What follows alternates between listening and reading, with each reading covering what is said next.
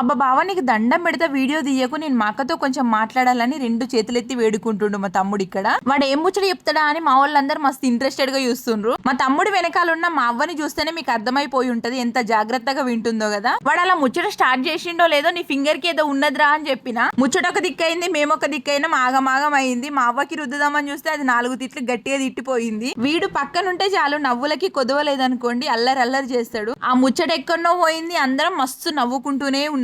ఆ నవ్వులో నుండి దేరుకోక ముందే మా ఇంటి ముందు నుండి గొర్రెల మంద పోతుంది, అందులో నుండి ఒక గొర్రె పిల్లని తీసుకొచ్చిండు. వీడి చేష్టలు చూస్తే ఖచ్చితంగా మీరు కూడా నవ్వుతారు చూడండి. ఆ గొర్రె పిల్లని తీసుకొచ్చి నా తలపైన కూర్చోబెట్టి నా పైకి ఎత్తి నన్ను ఆగమాగం చేసిండు, ఘోరంగా భయపెట్టించిండు అనుకోండి. వాడేదో మమ్మల్ని ఆట పట్టిద్దామని తీసుకొస్తే భయానికి పాప మా గొర్రె పిల్ల వన్ను పోసుకుంది. ఇంకా ఒక్కసారి మీరే చూడండి నన్ను ఎంతలా సతాయిస్తున్నాడు మా తమ్ముడు. ఇక్కడ వాడు నన్ను అలా ఏడిపిస్తుంటే మా కోడలు డాన్స్ చేస్తుంది. ఇక్కడ తమ్ముళ్ళు అంటేనే అల్లరితో పాటు చిల్లర కూడా చేస్తారు కదా. ఇలాంటి తమ్ముళ్ళు మీకు కూడా ఉన్నారు ఉంటే కామెంట్ చేయండి.